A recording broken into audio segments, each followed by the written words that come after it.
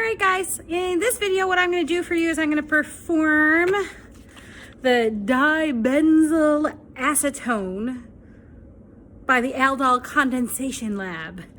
So dibenzyl acetone formed via the aldol condensation of benzaldehyde with acetone. So I said in the pre-lab that we're going to do half of the macro scale amounts. So hopefully you've calculated that all out. And this is one of my favorite reactions. You'll see why as we go through. I'm sure I'll get really excited at the point where I think it's really cool.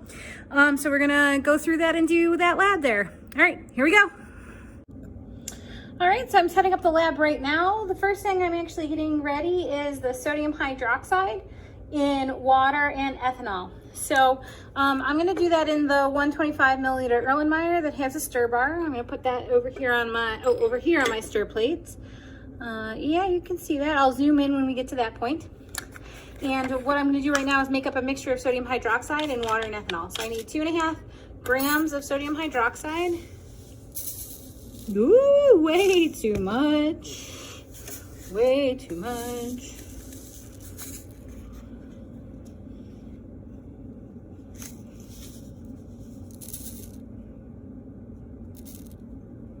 Close enough. So you guys probably can't see that really well.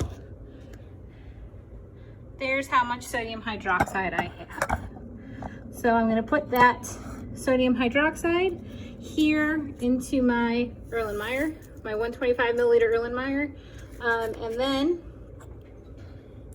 there's my 25 milliliters of water. I'm gonna actually wash this whey boat off with that to make sure I get all of my sodium hydroxide solution, or all my sodium hydroxide into there. So 25 milliliters of water. I'm gonna start that stirring to get that to dissolve. And I'm gonna add 20 milliliters of ethanol to that. So that's our solvent, is a water ethanol mixture. I need 20 mils of ethanol. All right. There you can see that, close enough. And now that's stirring there. So we've got the sodium hydroxide in water and ethanol. Here, there we go. Get that stirring a little bit. Okay, so that's gonna be our reaction vessel happening there. Now I'm going to mix together the benzaldehyde and the acetone. I'm just gonna mix that together here in this little flask. Hopefully you calculated the amounts that we needed of both of these things. I calculated that we needed 2.55 milliliters of benzaldehyde. I wish that you all were here so you could smell it. Benzaldehyde smells like almonds. It smells really, really good, just so you know. I know I'm a crazy chemist, I like to smell things, but I really like the smell of benzaldehyde. It smells like almonds. All right, so I've got my auto pipetter here, so I'm gonna do 2.55 milliliters.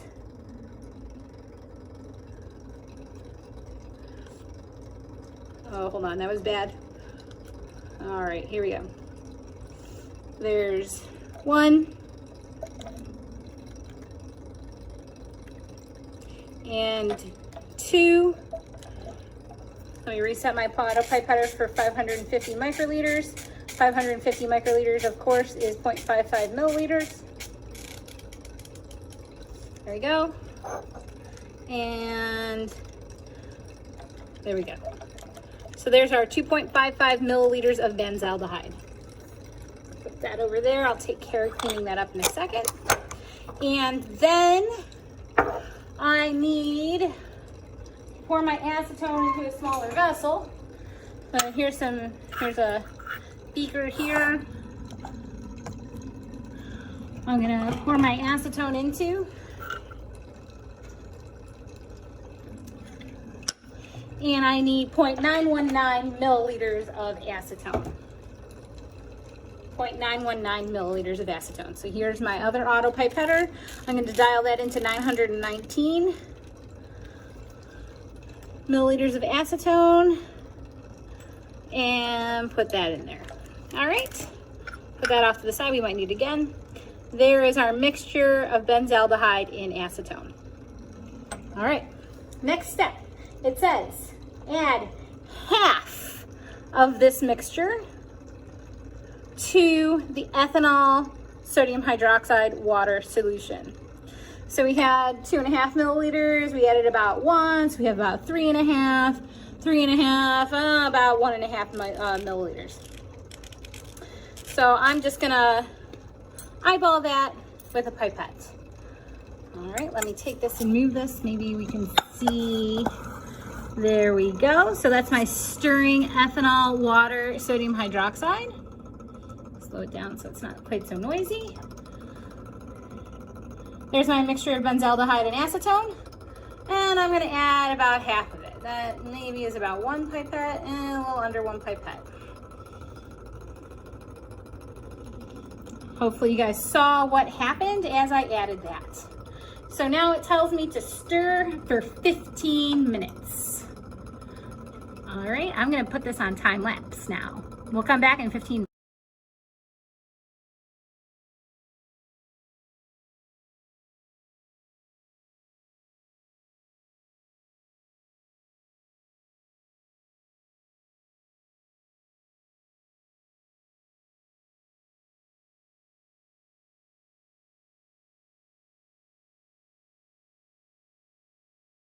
Can tell kind of why I said that this was like a really super cool reaction. I hope the time lapse showed up.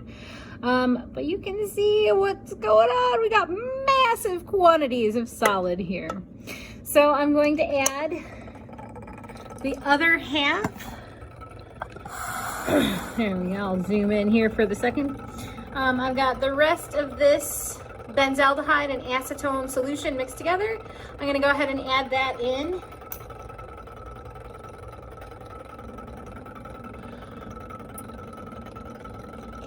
And then just a hint more.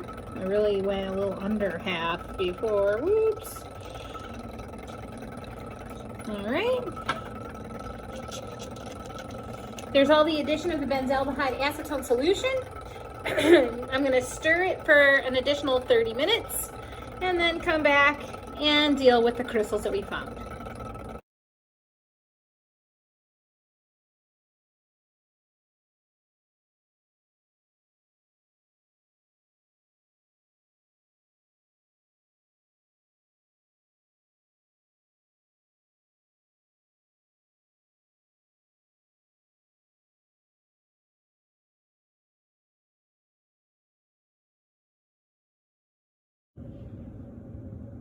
All right, so I've let the reaction go for about a half an hour. Between you and me, I probably am cutting the time a little bit short, but you can see that we have a ton of yellow solid and a little bit of yellow liquid on the top of it. So the next step is going to be to filter and to wash the crystals. So here I've got my Buchner set up. I've got the filter paper inside and I'm ready to filter. So remember, the right process to filter using filter paper like this is you turn on the water to initiate the vacuum. Then I'm going to wet the filter paper with water to make sure that it's sealed down. And then dump it in.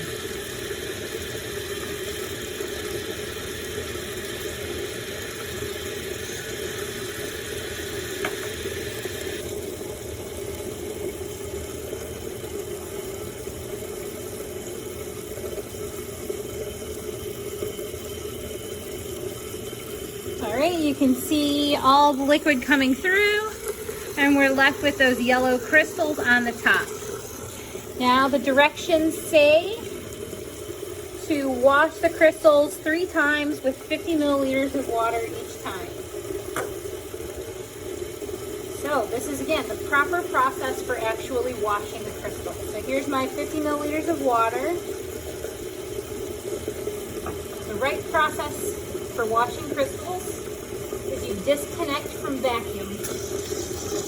I'm going to dump it into here first so I can get the rest of those crystals in.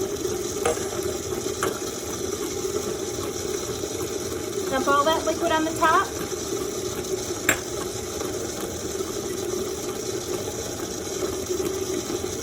Get your spatula and get in there and mix it.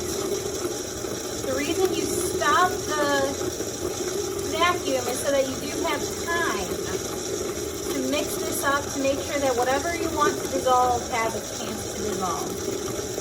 after you've mixed that up completely, then you hook back up to vacuum.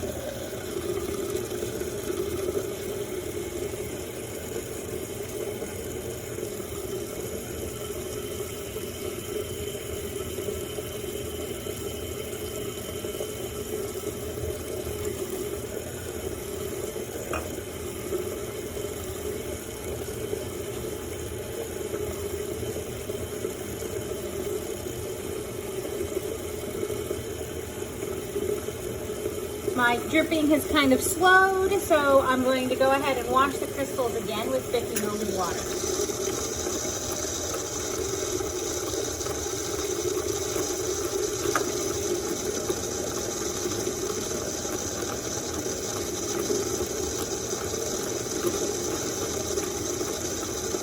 My stir bar is still in there,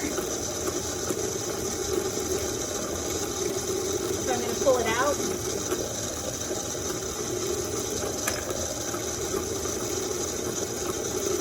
Stir it up. Break up any clumps.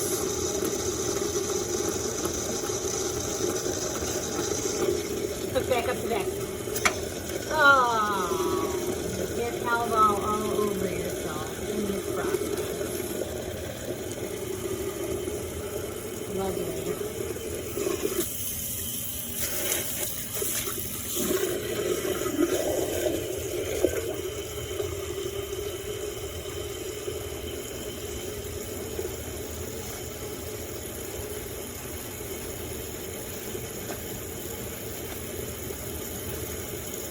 That's where my yield went, right there, all over the ring stand. Oh, I guess that just goes to show that professors who've been doing this for years make mistakes just like students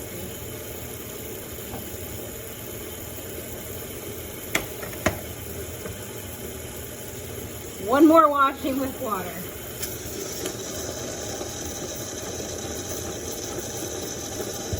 Again, since I got that stir bar out and it has some solid still on it, I'm gonna get it off of here like this.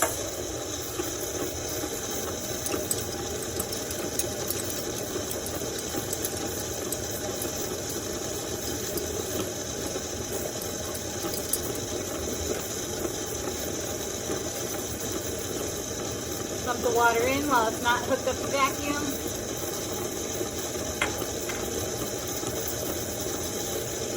Break up any clumps.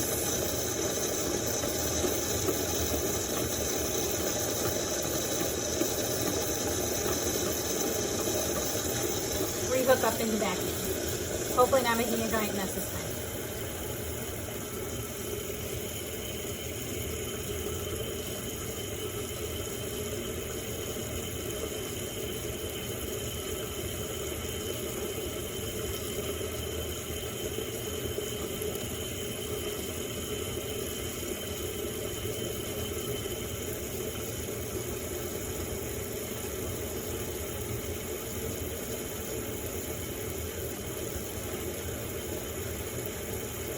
I'm going to let air flow through those crystals for a while to try to draw up as much water ethanol as I can. You can see that they're drying, but they're still kind of clumpy, kind of wet. So I'm going to let air get pulled through these crystals for another couple of minutes, and then I'll come back to do the recrystallization process. All right, I'm gonna start doing the recrystallization, but I just wanted to show you what the crystals look like before recrystallization. That's what they look like before. And we're gonna see if we can see any differences after the recrystallization process takes place. All right, let me get this here. We have done approximately 5 trillion recrystallizations during the course of this lab, so this should be nothing new and nothing very exciting. All I'm doing right now is I'm putting my solid product into a 25 milliliter Erlenmeyer flask. What you see on the hot plate in front of you right now is ethanol. So I'm getting that ethanol hot.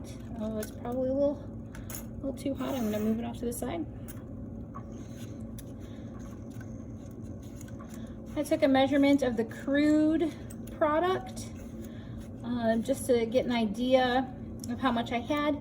But remember, it's probably very wet with water, so that's why I didn't, really record what the crude product weighed, because it's wet with water.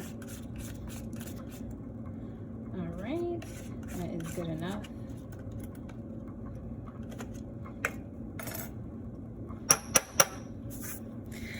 There we go. I'm just gonna go grab a pipette real quick. I forgot them again.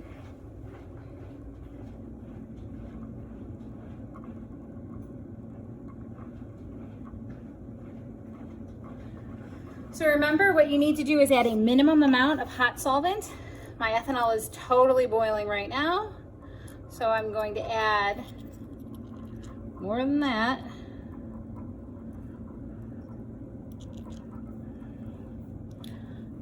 More than that. Because we want to make sure that all of our product completely and fully dissolves.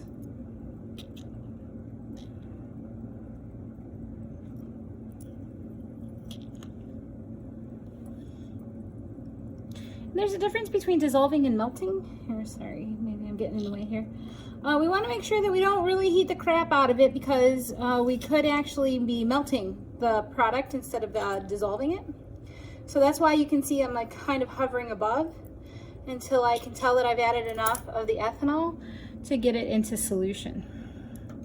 So now I'm going to put that down on the hot plate and wait for it to get hot and see if all of my product will dissolve.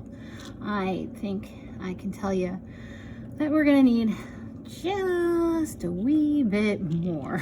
There we go. All right. Now remember, you need to give it some time. This is boiling right away, so I'm gonna put that off to the side. Move that into the middle. Recrystallizations take time. And so you can't just real quick right away say, oh, okay, it's not dissolving, I'm just gonna add more. Make sure you wait and see if it dissolves. I can see right now that I've got more dissolving just waiting here. I'm gonna put this in so we can see if we're boiling. We're not really all the way to boiling yet. So be patient and wait. Wait for it to see if it will dissolve. You only want a minimum of hot solvent, not a huge excess. If you have a huge excess of solvent, it won't come back out of the solution and you will lose yield. All right, hopefully you guys can start to see that it is dissolving as it's heating up. So just being patient is really, really, really important. So you can see now that it's completely dissolved. All right, now I'm gonna let this cool to room temperature and then cool in ice and collect the crystals. Okay, so I've let the product cool and to room temperature and then cool in ice. You can see what it looks like now. And so now I'm going to filter, wash the crystals, and collect them. All right, so I've got my setup here. Again, the proper way to do this, hopefully I won't make a mess this time. Hook up to vacuum. Wet the filter paper. This time I'm gonna wet it with a little bit of ethanol because that was my recrystallization solvent.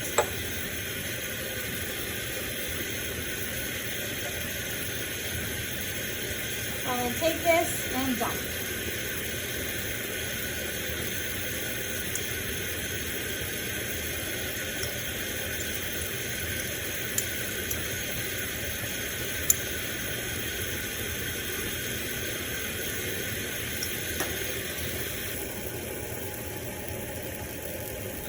I've got ice cold ethanol, because that's what you're supposed to wash crystals with, ice cold recrystallization solvent. And I'm gonna pump that into this here Erlenmeyer so that I can get all of my solid out as best I can. And again, process for crystallization, washing crystals, is unhook from vacuum. Dump your solvent in that you're gonna wash from. You need a little bit more here.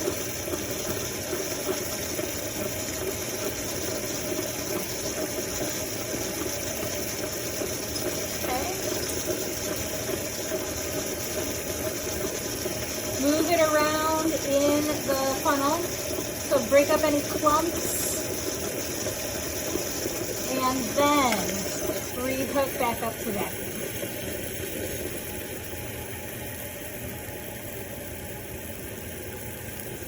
All right. I really think only one washing is really necessary, so let's go in here and see what our crystals look like now.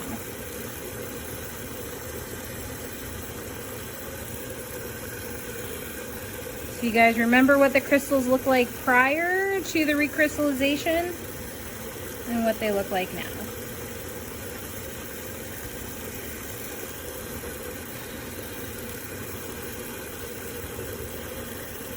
All right, as per usual, I'm gonna draw air over this to dry the crystals. It's ethanol. Ethanol has low vapor pressure. So I'm gonna draw air over it for a few minutes to let the crystals dry completely. Take a melting point, take an IR. All right, here we go. We're gonna take a melting point of this product. So start. We're at 103-ish right now. I set the ramp rate to 1 degree Celsius per minute, so this is going to take a little bit of time.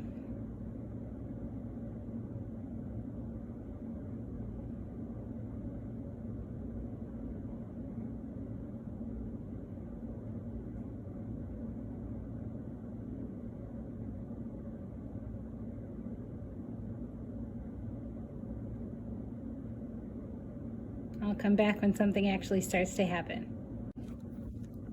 All right, I think some things are starting to happen. Zoom in here. Oh, sorry. Yeah, you can totally see that we're starting to melt. We got that yellowish color on the outside and our crystals in the middle. I'm going to call our start to melt at 105.6.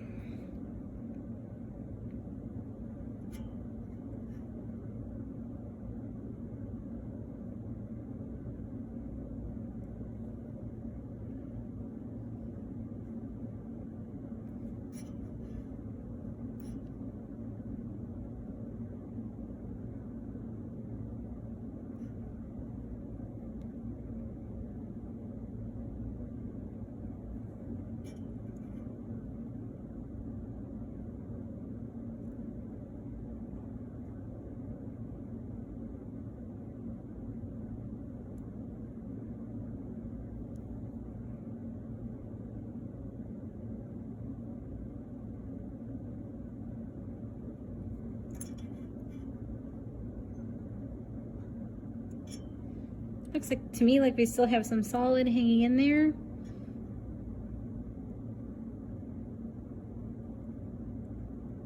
I'm going to move the phone away so I can look and see. Tiny little few crystals hanging in there. I'm going to say that we're just about done here. And that gives our stop temperature of 107.1. Here's the recrystallized product that I'm weighing out. So you can see the beautiful crystals. I wish you were here in person so you could just see how shiny they are, but they're really good crystals of the product. And there's our yield, 2.614 grams of crystals. So it's a little bit low, and I'll tell you why it's low. I definitely cut short the reaction time. I just didn't feel like doing things for 15 minutes and 30 minutes, and so I really cut short the reaction time, and that likely lessened the yield substantially. All right, to sort of finish things up, so we have the whole reaction from start to finish. The temperature, the melting point was a little bit low, probably a little bit impure, because again I cut that reaction time shorter. Recrystallization definitely went well. You can see the beauty of the crystals after recrystallization compared to before recrystallization. I'm going to take an IR of the starting material, benzaldehyde and acetone. I'm going to take an IR of the product, and I'll send that out to you guys to be analyzed. All right, thanks a lot. As always, any questions, let me know. Bye bye.